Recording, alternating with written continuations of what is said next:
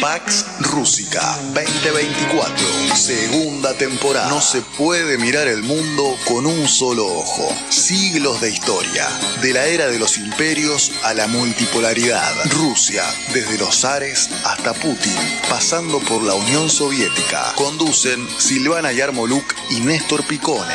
Produce y ameniza la función con leyendas y mitos, recetas y anécdotas Ana María Yarmoluk. Modera y musicaliza Federico García Blaya. Analizan, debaten y proponen investigadores, filósofos, políticos y periodistas de Ucrania, Chile, Brasil, España, Perú y de la Federación Rusa.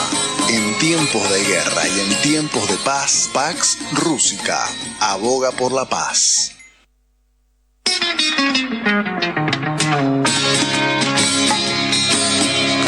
Здравствуйте, девочки. Здравствуйте, мальчики. Смотрите на меня в окно и мне кидайте свои пальчики, да, ведь я сажаю алюминиевые огурцы. Y ya estamos en este martes 23 de abril del 2024 en Pax Rússica, pero en un minuto voy a decir que hay dos temas por lo menos que como argentinos nos involucran, estemos en Pax Rússica, salir por arriba en el laberinto, la gran marcha federal por la universidad, que no solo va a ser en Buenos Aires, hay actos en Córdoba, en el Chaco, en todas las provincias, y que nosotros apoyamos, difundimos, sostenemos. Y la otra, que no estoy escuchando mucho en la Argentina, es la flotilla por la libertad. Ayer sacamos a Carlos Trota, hoy nos envían amigos que están por subir a la flotilla un diario de bitácora. Bueno, ese tema también es un tema central porque es una acción pacífica de más de 800 personas que piensan llegar a Palestina en señal de pedido de paz, de basta de genocidio por Palestina libre. Digo, todo esto está rodeando este programa que hoy empieza, y empiezo saludando a la querida compañera Silvana Yarmoluk. Привет, Silvana. Привет, Silvana. Здравствуй, Néstor, как дела? Здравствуй, Carlos, y здравствуй, Mir. Lo digo en nombre de Ana porque hoy Ana no está, porque hoy cumpleaños Vasily, que es su hijo, y ella está en el jardín con él. Здравствуй, Mir.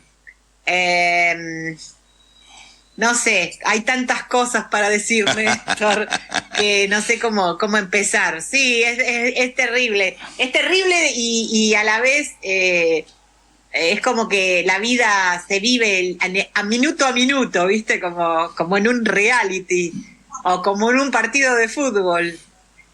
Por penales, estamos por penales. Bueno. Sí, pero le cobran penal siempre a ellos, te digo, La cancha está inclinada y los penales se lo dan a ellos, nunca nos dan un penal a nosotros, de ayer. Te digo. El bar de ayer fue. Claro, yo no voy a entrar en la cuestión futbolera, que yo no soy futbolera, mucho, o sea, me encanta el fútbol, pero no soy especialista como vos y como los muchachos y como no sé, hay mucha gente. Bueno, hoy es un día especial, quiero decir algo como argentina. Quisiera que más que nada la gente piense que los logros que tiene este país, los grandes logros, a pesar de que siempre dicen, este país de mierda, qué sé yo, viste que siempre la gente se queja, yo me iría porque en otro lugar. Este país ha dado en este último siglo a los mejores hombres y las mujeres gracias a la educación pública.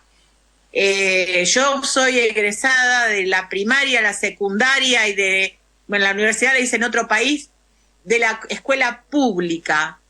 Es el mayor tesoro, creo, y la salud pública también, que nos acompaña más de 100 años en la idiosincrasia del pueblo. No podemos olvidarnos de eso. Hoy la marcha es por la educación pública y acompañando a todas nuestras instituciones que nos caracterizan en el mundo, porque hay muchos especialistas, hay premios Nobel, hay grandes científicos argentinos, grandes hombres y mujeres que han hecho este país gracias a la educación pública, a eso de que cuando vino alguien de algún otro país a poblar la Argentina, vino como un campesino y su hijo, es la famosa frase de mi hijo el doctor, fue hecha realidad.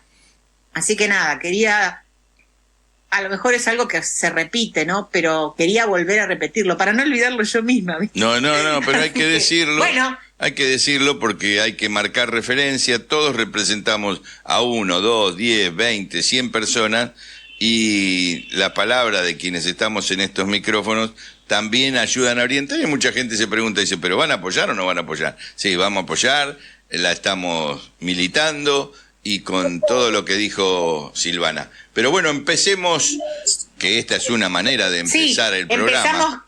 Empezamos.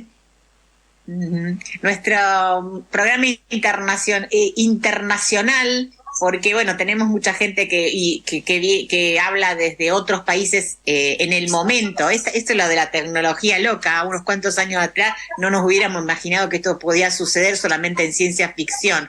Pero acá tenemos del otro lado, a 14.000 kilómetros, a Oleg Yasinski, nuestro amigo y columnista de vez en cuando, Oleg Yasinski. Здравствуй, Oleg, ¿cómo andás? ¿Как дела? Привет, saludos para todos, del norte al sur. Bienvenido nuevamente. Estamos entrando en primavera, aquí por lo menos esto cambia. No sé, lo otro lamentablemente cambia mucho más lento. Pero quiero desde aquí mandar un gran abrazo, no solo de mi parte, sino de parte de muchos amigos, de mucha gente que sigue mirando a Argentina, que sigue mirando a Latinoamérica, que nos sentimos muy cercanos a pesar de algunos kilómetros que nos separan, pero un gran abrazo para todos los que nos escuchan en estos momentos y mucha fuerza para Argentina en esta lucha contra la bestia, que la bestia no es solo argentina, es ucraniana, es internacional, así que estamos absolutamente con ustedes. Sí, además... Gracias, Alec. Alec, antes de meternos en el tema, Silvana, vos tenés experiencia de lo que es la educación en Chile, ¿no es cierto, Oleg? Y creo que lo que acá se está buscando es de lo que está intentando salir los docentes, universitarios y estudiantes chilenos, ¿verdad? Sí. Bueno, lo que construyó, o más bien lo que destruyó la dictadura de Pinochet en Chile, lo están tratando de hacer ahora en Argentina. Yo creo que incluso el régimen de Milei, o sea, y que mi lengua no pronuncia gobierno de Milei, no me resulta desgobierno, este desastre. Yo creo que estamos frente a un experimento, un laboratorio siguiente como después del chileno, que esto es aún más grave porque se trata de la destrucción total del Estado. Me parece sumamente peligroso porque todo lo bueno que pasó en Latinoamérica y en el mundo, todas las esperanzas del siglo pasado, fueron gracias a la educación. En Chile la experiencia de la unidad popular sería absolutamente imposible si tuviéramos en Chile en el año 70 una generación educada en Chile de los 80.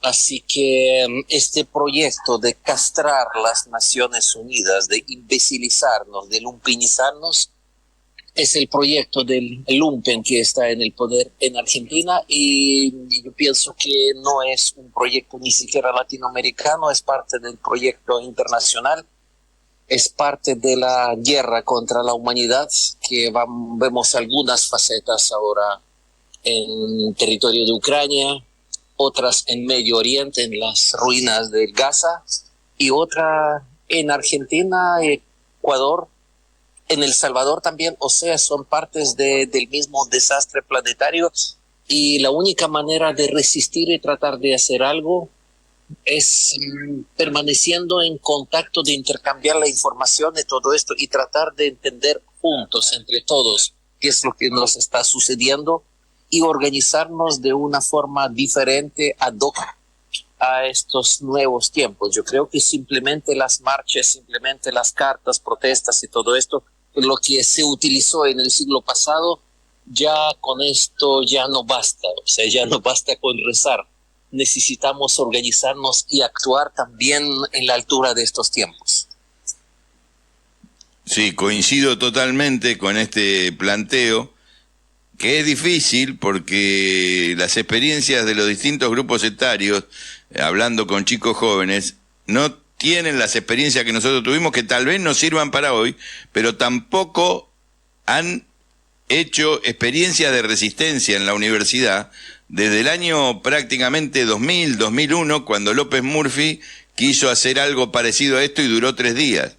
Y fue exitosa las marchas y lo sacaron, pero ahora es otra cuestión y por eso me gusta que podamos desarrollar el análisis que vos traes, Oleg Yasinski, con él estamos hablando, porque esto es mundial. A veces en la Argentina tenemos la tendencia a mirarlo solamente como que esto sucede en Argentina. No, hay una decisión tomada de trabajar esto a nivel mundial, por lo menos en Occidente, por supuesto. Silvana. Es un plan cóndor ideológico, decís vos. Totalmente. Sí. Ideológico. Es un plan cóndor cultural, claro. Educativo, claro. Cóndor total. De anular la cultura. Sí, de anular la cultura completamente, de globalizar, o sea, mal dicho, globalizarla a tal punto que no haya límites, que uno no vaya al origen de la identidad propia. Eso es lo que yo veo. Lo veo en Ucrania, lo veo en varios países que han pasado por esto, y bueno, me parece que está bueno ponerla, mira, como en este programa, Alex, siempre estamos alfabetizando, y no porque nosotros nos creamos que somos demasiados, sino porque, bueno, invitamos a gente que ve desde otro punto de vista, como dice nuestro emblema del programa, no se puede ver el mundo con un solo ojo. Te pedimos que con tu ojo nos aclares algunas cosas que tienen que ver con esto de, esto no es solo en Argentina, esto no es solo en Ecuador. ¿De dónde parte este plan Cóndor del que estamos hablando? ¿Y cómo es que hacemos paralelismos entre Ucrania y Argentina, por ejemplo? Silvana, yo creo que para ver esta realidad no nos alcanzan ni los 2 ojos que se supone que tenemos, ni el tercer ojo que tratamos de abrirnos de vez en cuando. Necesitamos como afinar la mirada, pulir la mirada, entender un poquito más allá de lo obvio. Yo pienso que lo dramático de Latinoamérica de estos tiempos, que lamentablemente en las últimas décadas los gobiernos llamados progresistas, que decían ser de izquierda o centroizquierda y todo, también nos dieron clases de la desmovilización popular, institucionalizando los proyectos progresistas. Así que la gente, las generaciones enteras se desmovilizaron, y ahora en el momento de movilizarnos cuesta mucho más, porque también a través del progresismo, entre comillas, se creó toda esta escuela de la no participación real ciudadana. Cuando estaban hablando de la sociedad civil, estaba desmovilizando la sociedad civil social real, la de abajo, la anticapitalista, porque estos gobiernos nunca se atrevieron a romper con el capitalismo, sino estaban buscando humanizar capitalismo, y vemos cómo están terminando. Vemos cómo terminando este maravilloso proyecto de la Revolución Ciudadana en Ecuador está terminando con los monstruos en el poder. En Argentina vemos que está Milei en el poder. Es la consecuencia también de los gravísimos errores y de nuestra gran ingenuidad, que pensábamos que los cambios eran posibles por la vía light, pacífica, democrática y todo. Y muchos institutos, las ONG norteamericanas, europeas, que hace un par de décadas realmente tuvieron méritos en la lucha contra la dictadura y todo esto, ahora se convirtieron en herramientas de la OTAN, del sistema. O sea, se generó una gran confusión entre nosotros. Sí, dale. Para entender simplemente, antes venían con el caballo de Troya los tipos y y tiraban a la población un ejército de militares como en Panamá, como quisieron hacer en Cuba, como en muchos otros lados, como en Yugoslavia, y hoy día en vez de usar el caballo de Troya con un ejército, usan ONGs y entran como por la cultura globalizada para lavar los cerebros. Es eso.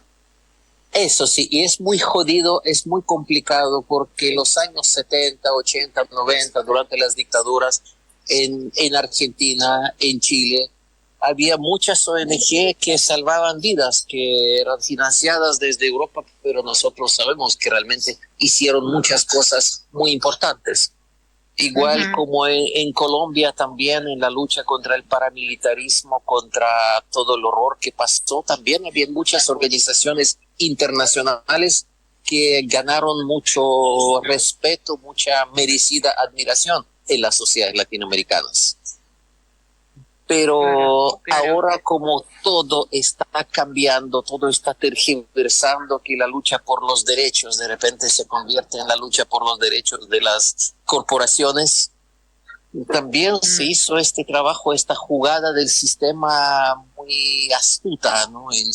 A diferencia de nosotros, que siempre nos peleábamos entre nuestras sectas de izquierda, de resistencia y todo lo demás, el sistema seguía trabajando, seguía replanteando su proyecto, y ahora tenemos lo que tenemos. Y volviendo un poquito a Ucrania, es lo mismo, porque en Ucrania se habló, como en ninguna otra república postsoviética, de la democracia, de las libertades personales, etcétera, etcétera, etcétera. Y la gente en todo el mundo, desde las pampas argentinas hasta las estepas ucranianas, la gente lamentablemente es extremadamente ingenua y cree en estos discursos. Bueno, los discursos son profesionales.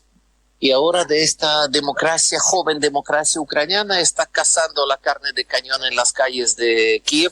Terrible, lo vi ayer, terrible. La noticia de hoy, que mañana entra en vigencia una ley, una nueva orden de la Cancillería ucraniana, de dejar de dar los documentos o renovar los documentos a los hombres ucranianos fuera del país en la edad entre 18 y 60 años. O sea, los tipos tienen que convertirse en ilegales en Europa o volver a Ucrania para ser reclutados, porque es una cosa demasiado bestial, que yo creo que hace un par de meses ni nuestra peor imaginación nos podía dibujar un escenario así.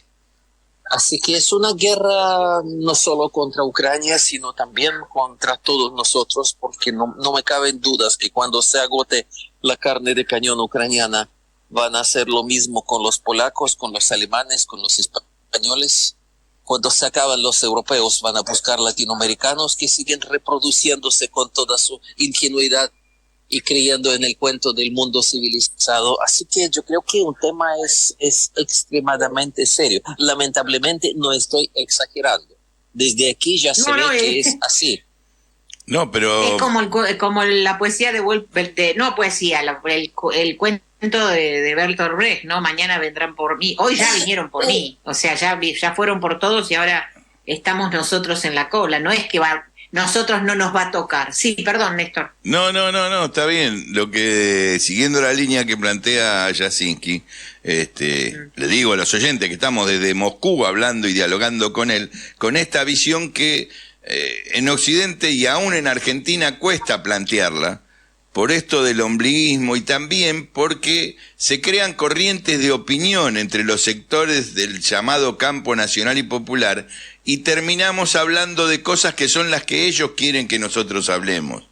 Digo, esto también tiene sus dificultades. Por ejemplo, del tema de la flotilla que va a Palestina no se habla. De el ministro de Economía de Tsipras no dejaron que dé la charla en Alemania. En Francia echaron de una plaza, porque ellos ahora van a hacer las Olimpiadas, a chicos que estaban haciendo cola para sacar sus documentos. Lo de Noboa en Ecuador, digo, hay que mirarlo como una totalidad. Han decidido violar las normas que hasta hace poco respetaban. O por lo menos sí. esto es grave y no se puede solo narrar. Hay que sensibilizar con estas cosas como lo estamos intentando y por eso el diálogo contigo, Oleg. Sí, Néstor, tocaste el tema clave que prácticamente en estos últimos meses, o más bien últimas semanas, ya dejaron de funcionar las últimas reglas que parecían ser absolutos para todos. Lo que hizo el gobierno de Noboa en Ecuador, asaltando la embajada de México para secuestrar al doble vicepresidente del país. O sea, ninguna de las dictaduras latinoamericanas se atrevió a hacer esto en el mundo donde existían las reglas. Lo que hizo Israel, o tal vez no Israel, los Estados Unidos, también hay información que misil era norteamericano, lo que hicieron con el consulado iraní en Siria. En Siria, ahora Estados Unidos toman la decisión de quedarse con los activos rusos, empujando también que Europa haga lo mismo. Así que eso ya nos indica claramente que ya no hay más reglas, que todo este mundo, o sea, ya... Y nos estamos olvidando... No quiero ni hablar ni en estos momentos sin esto, pero... No, perdóname, pero nos estamos olvidando de algo que era un tema que vos, no sé si finalmente trataste o no, porque yo estuve ausente, que es el atentado en Moscú. Digamos, no existió. Para Occidente eso no existió. Y tiene sus consecuencias. Fue un atentado terrorista en Moscú contra personas que no estaban en ninguna guerra, estaban asistiendo a un espectáculo público, creo que de rock, ¿no? Sí, un recital. Era un grupo rock ruso, sí. Por eso digo... Sí, y pasan miles de otras cosas porque todos los días muere gente en las ciudades fronterizas rusas, como antes morían en Donbass, y los medios simplemente nos pintan un mundo paralelo. Y después nos sorprendemos porque la gente vota por Milei o por Zelensky. Lamentablemente también es parte de responsabilidad nuestra que nosotros, los que trabajamos en los medios, que creemos entender algo de estas cosas, no fuimos capaces de organizarnos mundialmente, porque la guerra es mundial, para construir una mirada paralela, para construir otras fuentes de información. Yo sé que todos estamos en eso, tratamos de hacer lo posible, pero lamentablemente el sistema hasta el momento ha sido mucho más eficiente. Sí, como te decía, y esto lo digo casi todos los días, todos participamos de distintos grupos de WhatsApp, seguimos los Twitter o el X de los amigos, pero ahí también se meten, a través de los algoritmos, corrientes de opinión que nos llevan a pensar cosas que no son importantes, o que nos llevan a discutir cosas que no son importantes.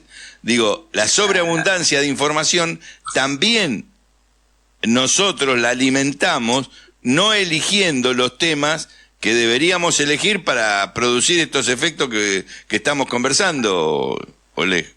Claro, Néstor. Y yo creo que este ruido mediático también se crea a propósito, porque destruyendo, por un lado, la educación pública, o sea, generando un descriterio masivo, las cabezas, los oídos y las miradas se llenan de luces y de ruidos de todo tipo para que nosotros no nos desorientemos. Como es muy, a cualquier caminante es bastante fácil confundirlo con un juego de luces o con ruidos por todos lados y todo esto. Hay que tener criterio o las herramientas de orientación muy sólidas para no perderse en este camino, además sin mapas, sin guiones, sin Biblias revolucionarias, que parece que no funcionan. Y en vez de, perdona, Silvana, en la oscuridad o demasiada luz, que también es una especie de oscuridad. Y lo que está pasando también, que si hace 10 o 15 años nuestro enemigo era la pantalla, televisión, vimos todos en Latinoamérica en casas de madera o de cartón los plasmas que ocupaban la parte mayor de la vivienda, ahora son redes sociales, porque sabemos que la gran mayoría de redes sociales están bajo el control de los mismos. Así que creando la ilusión de libre elección, de libertad, de comunicación de todo el mundo se descomunica y se manipula. En este sentido, quiero hacer un llamado al pueblo argentino y pueblos de Latinoamérica que usen más Telegram, no porque Telegram fue inventado por un ruso, no, porque Telegram queda como uno de los pocos medios de comunicación o redes sociales con relativa libertad de opinión y diversidad de puntos de vista. Por lo menos aquí en Rusia, Telegram es clave para analizar lo que está pasando, para ver la verdad no oficial, sino humana, desde diferentes puntos de vista. Y dentro de Telegram ahora se generan las discusiones sociales, sí, políticas y filosóficas más interesantes, por lo menos dentro de Rusia.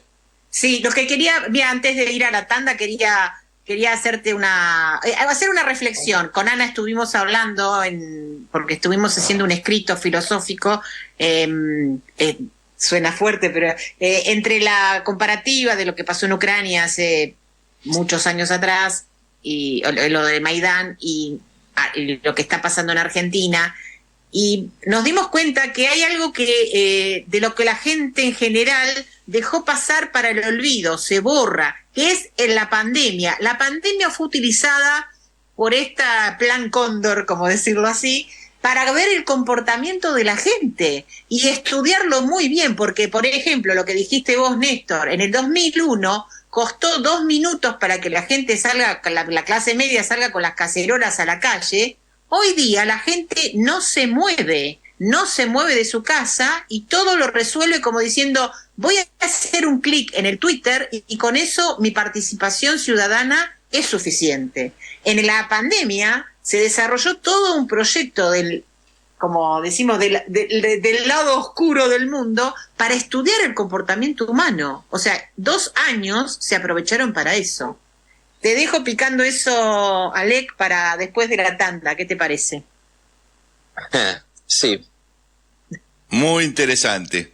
Nos vamos a la tanda. Acá estamos en PAC Rússica en este 23 de abril 2024, día que en Buenos Aires y en todo el país se convoca la gran marcha federal en defensa de la educación. Nos vamos, Carlitos.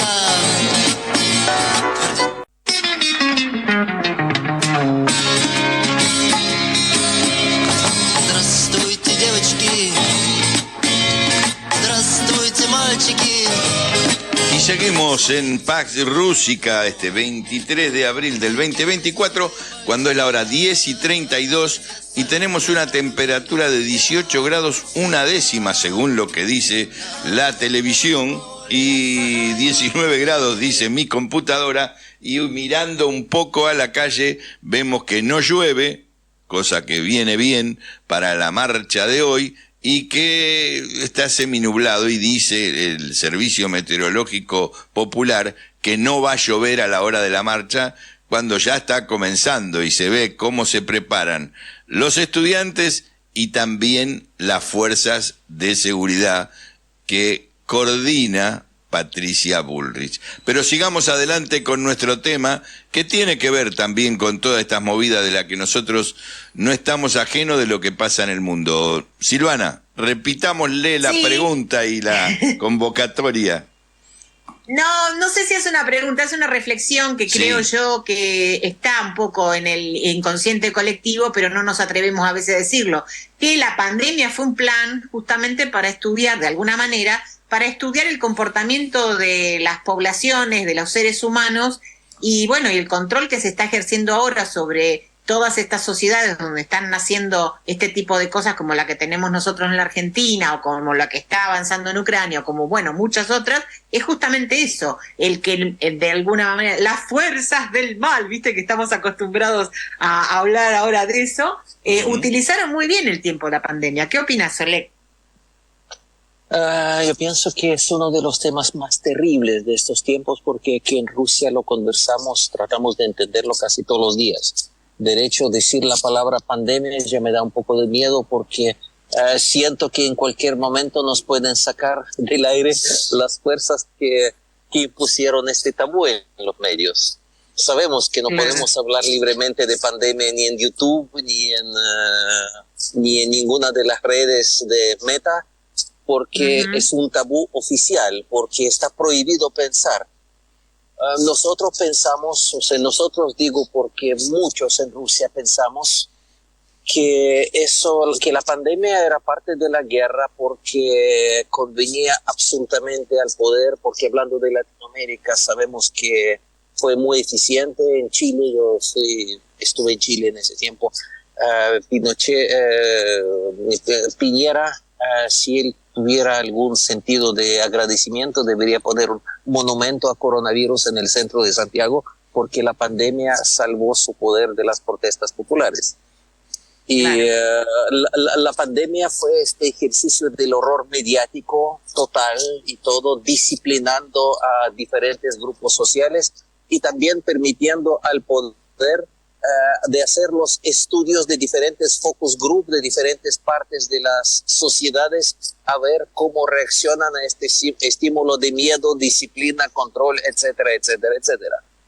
Yo creo que es bastante evidente. Así que después, cuando empieza la guerra en Ucrania, todo el mundo olvida de la pandemia y empieza esta guerra. Pensamos que debe suceder después para que todos nos olvidemos de la guerra en Ucrania, porque cada vez estamos como en un nuevo nivel de locura y de horror. Sí. Así que... Y te agrego acá un dato que por ahí no manejas tanto, pero que tenemos que incorporarlo. En Argentina se produjeron 315.000 casos de dengue. No sé si vos sabés lo que es el dengue, este mosquito que transmite, bueno,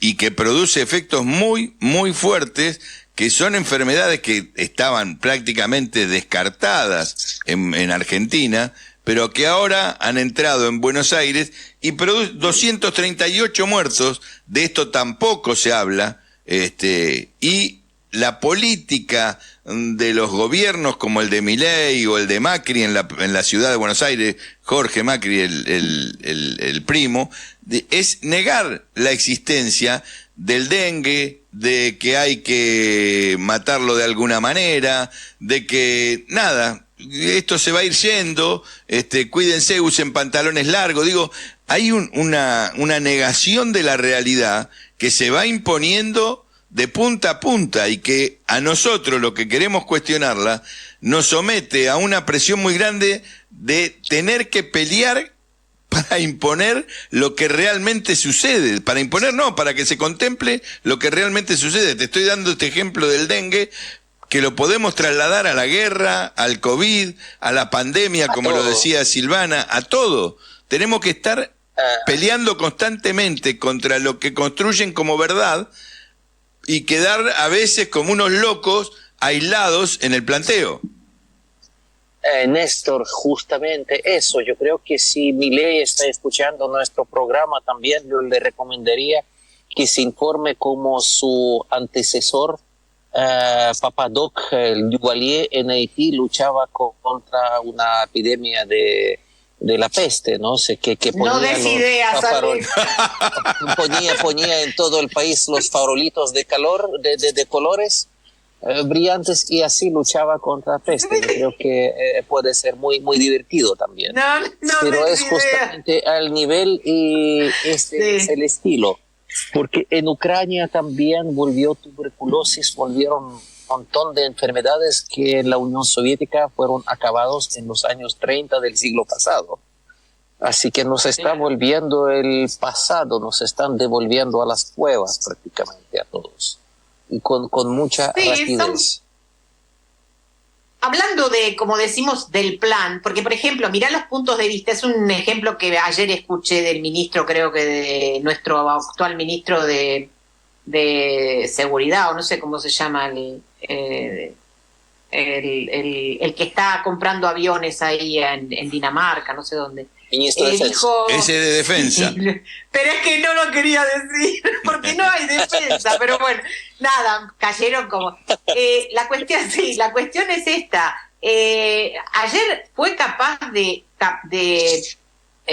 comparar, dice, la marcha de mañana es un desastre y es una aberración, porque ¿por qué no marcharon las universidades cuando estaban cerradas en la pandemia? El tipo compara la digamos, el veto que teníamos para estudiar o trabajar durante la pandemia, que no era solo en Argentina, sino que era mundial, con esto de que por qué no ejercieron su derecho a marchar contra el país porque le habían prohibido estudiar durante la pandemia. Mañana él compara como si fuera lo mismo. Y vos ves los comentarios de la gente debajo de lo que dijo, y vos decís, ¿qué pasó? ¿No pasó la pandemia por nosotros? ¿La gente no está entendiendo? ¿Qué es lo que le atrapa a la gente de ese discurso? Esa es mi pregunta. ¿Qué es de atractivo decir mentiras y la gente que se lo cree?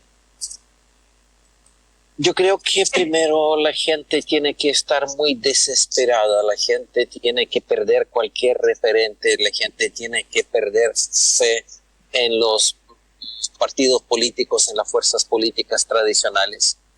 Lamentablemente esto sucedió no solo en Argentina, sino en el mundo entero. No es el mérito de Milei, es el mérito de estas fuerzas políticas que realmente llevaron a esta situación sin hacerse cargo de nada absolutamente.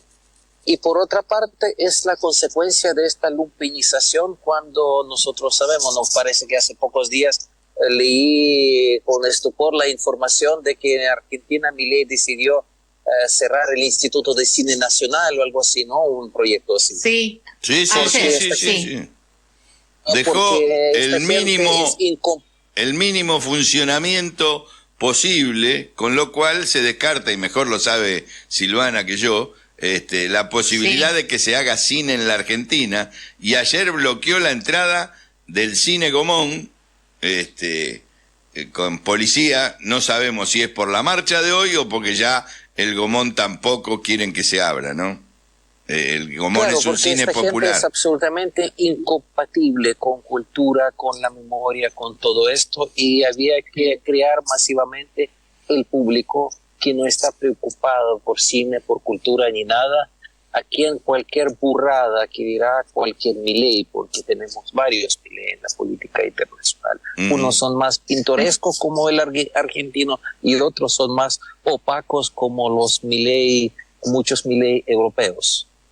Pero ellos dicen cualquier estupidez y un lumpen se identifica con ellos porque es el lenguaje, es el nivel en que se maneja el mundo, el nivel de estos personajes que son productos del sistema también. Así que esto democráticamente se impone a la gente rara que está buscando otra cosa en la vida. Y insisto que es un proyecto sistémico, es un proyecto muy bien pensado, es un proyecto diseñado desde hace décadas, y solo ahora ya en esta etapa del proyecto neoliberal, cuando la gente, ya tenemos generaciones deseducadas por la destrucción de los sistemas de educación de tantos países, ya se aplica esta nueva democracia para llevar al poder a la gente así. Me dejas sin un cachito de esperanza, ¿viste? No, pero es que es así. Bueno. Cuando cierra la intervención me quedé callado porque pensaba en Estados Unidos. Ponen a Biden, que es alguien que no está pudiendo hablar, entonces lo sacan a Clinton, sacan a los expresidentes a bancar esta parada para enfrentar al otro que tampoco es ninguna garantía de nada, que es Donald Trump. Y si vamos a Gran Bretaña, lo mismo. Los juegos de Macron, que tiene algún grado de prestigio, pero jugando con la guerra y a favor de la OTAN, y que si Estados Unidos no apoya a él va a encabezar, digo, es una locura.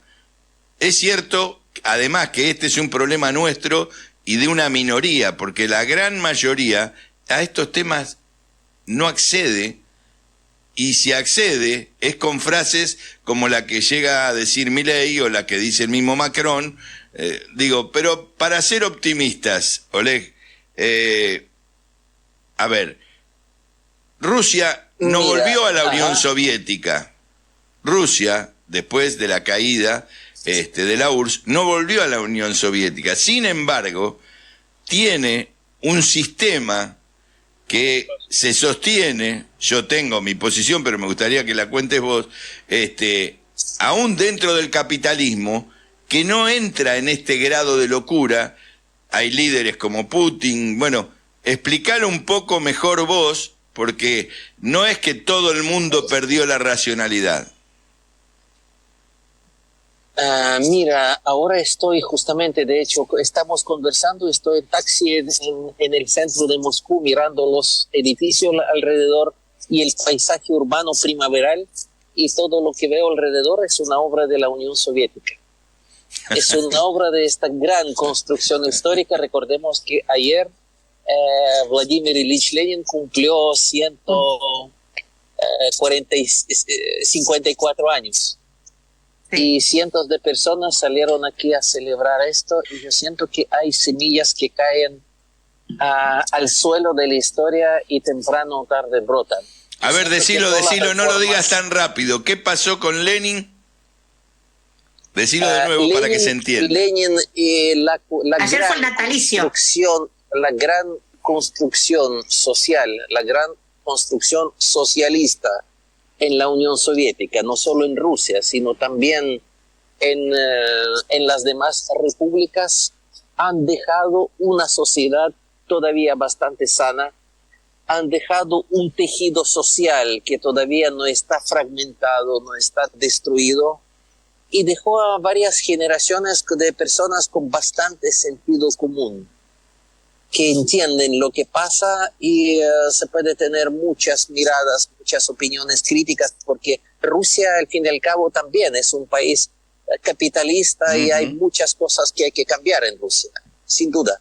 Pero si nosotros llegamos de Europa Occidental, de Estados Unidos, o de esta pobre Latinoamérica de estos tiempos, a Rusia, vamos a ver una sociedad casi perfecta.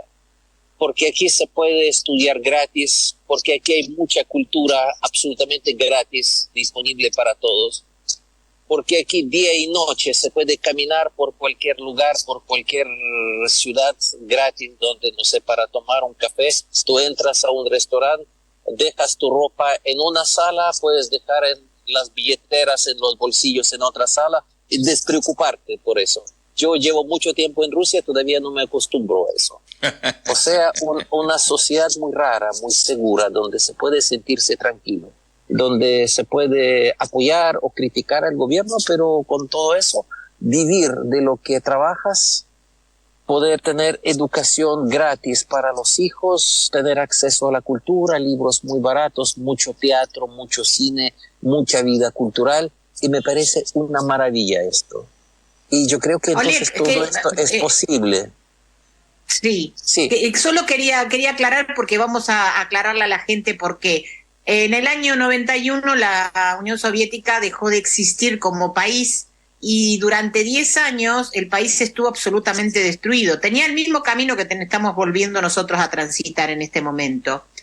Aproximadamente en el 2001 cambió la situación. También se llenó de ONG, de Yeltsin, de Gorbachev y todos estos institutos que son proculturales, pero que terminaron siendo financiados por Soros, por toda la gente que hablamos todos los días, y la gente tuvo un periodo de obnubilación, pero la llegada de Putin al poder y del cambio hacia volver a lo nacional, al Estado-nación, que fue muy importante, que tardó muchos años, porque estamos hablando de 2001, pasaron 24, 23 años. Hoy día, después de 2 años de la operación especial, o quieran llamarle guerra con Ucrania o con la OTAN, la gente pudo elegir mentalmente e identificarse con el país que quiere, porque mucha gente se fue de Rusia.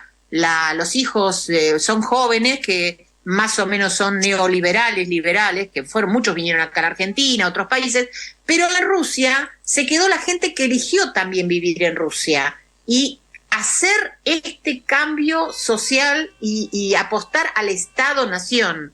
Eso es tan importante para nosotros, porque mientras nosotros en este momento en Argentina no estamos borrando de nuestra memoria, porque elegimos, o sea, yo no voté a Milei, pero la gran mayoría del país eligió sabiendo que él iba a destruir el Estado a Milei. Y en Rusia pasó exactamente lo contrario. ¿Entendés lo que la cuestión que te estoy planteando, Oleg? Es como para explicarle a la gente esto, que no todo está malo también, ¿no? No todo está malo, es como les dije que estoy en taxi recién, pasé cuando tú estabas diciendo eso, pasé al lado de un monumento a Lenin y al lado una pequeña iglesia que está en construcción. Estás en la Oktyabrskaya, Sí, cerca del metro Oktyabrskaya. Así que aquí en Rusia pasó este extraño fenómeno donde se puede buscar en internet datos más precisos, pero uno de los centros de opinión pública, Levada Center, que es de oposición al gobierno ruso, publicó un curioso estudio hace un par de días. Resulta que si hace 10 o 15 años la gran mayoría de los rusos, convencida por los medios pro-occidentales, rechazaba la idea del socialismo, etcétera, etcétera, querían capitalismo, ahora casi un 70% de los rusos dicen que el socialismo es mejor que capitalismo. Así que... Voy a buscarlo. Así que para mí es muy esperanzador, muy interesante. Buenísimo. Así que así que hay esperanza, yo sin creo, duda. yo y creo los que saldrán a las calles de toda Argentina ahora también es una gran esperanza para todos nosotros, no solo para los argentinos. Sí, creo que esto que acaba de decir Silvana y que vos ratificás, Oleg, acá uno tiene que tener esperanza, a pesar de que estos momentos son de mucha incertidumbre, de una gran ofensiva de este anarcocapitalismo, de discursos locos que atentan hasta con la racionalidad para poderlos pensar y defendernos de esos ataques simbólicos. Pero para mí, creo que así como ellos se empeñan, y lo dice todos los días Milei, en la destrucción del Estado-Nación, nosotros tenemos que hacernos fuerte, aunque nos lleve tiempo, como dijo Silvana, en la defensa del Estado-Nación. Eso fue lo que salvó. Para la defensa del Estado-Nación hay una reserva moral, ética, ideológica en los pueblos que hay que recuperar. Pareciera que no es cierto esto que estoy diciendo, que es imposible, pero en Rusia se demostró, sin que esto significara volver a la Unión Soviética, pero sí también porque los valores de 70 años de revolución están presentes.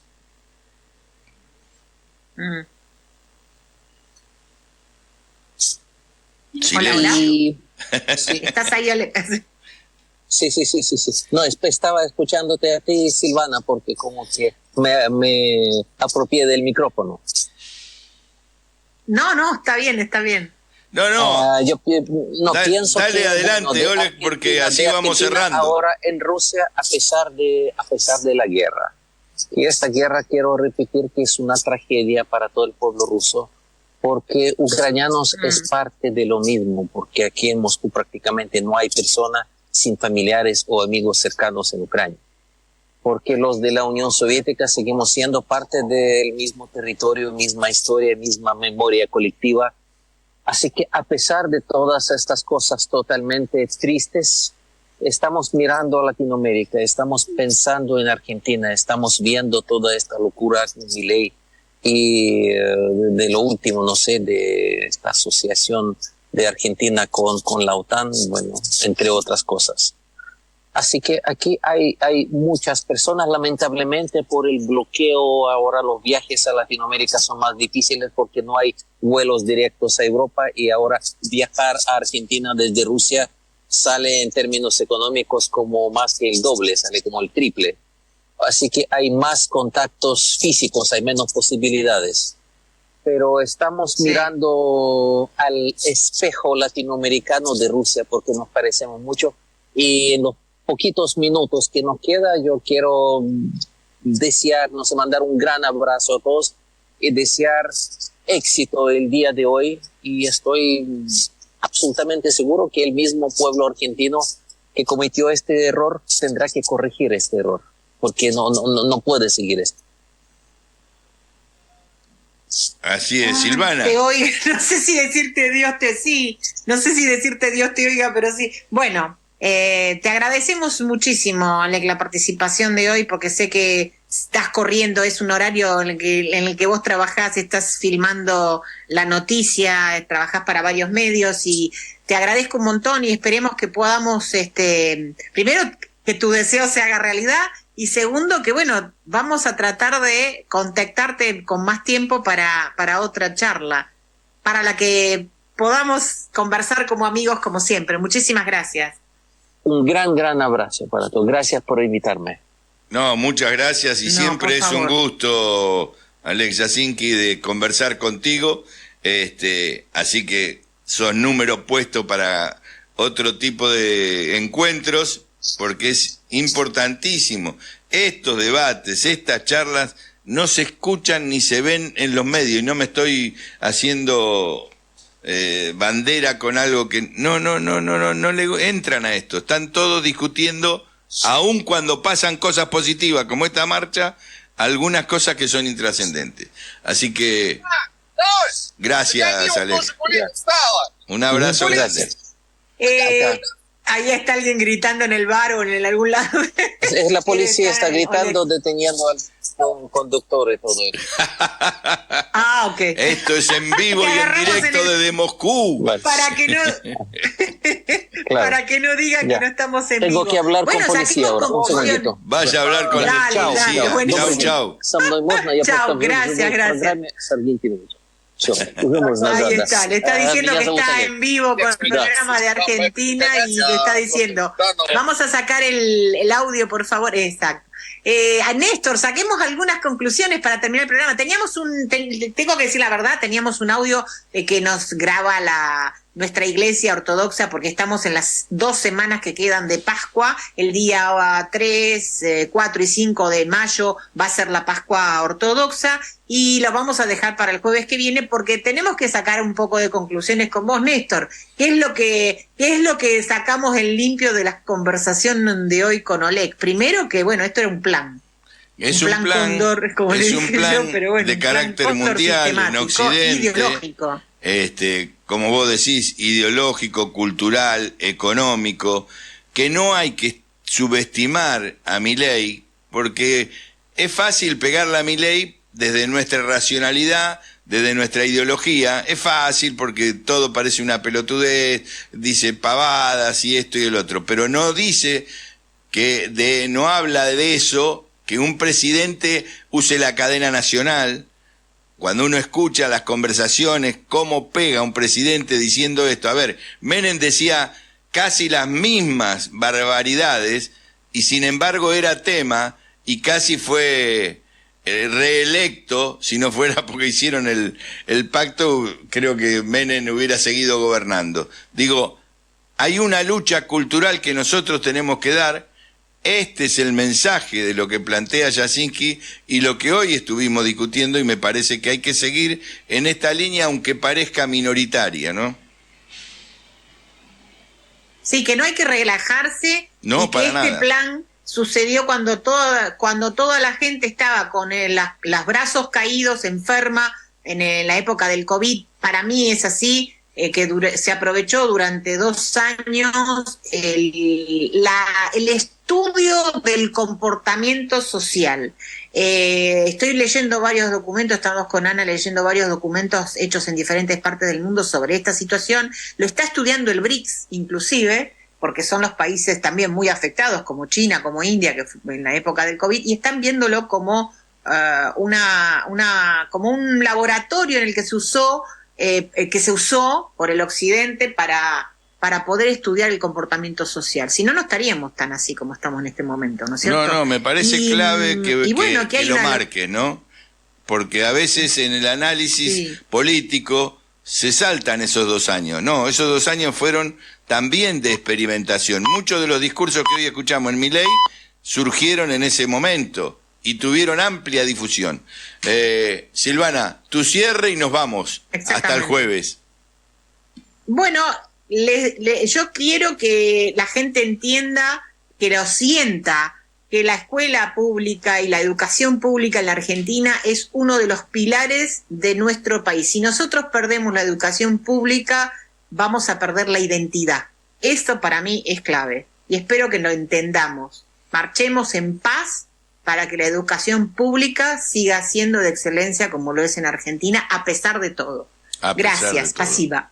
Pasiva.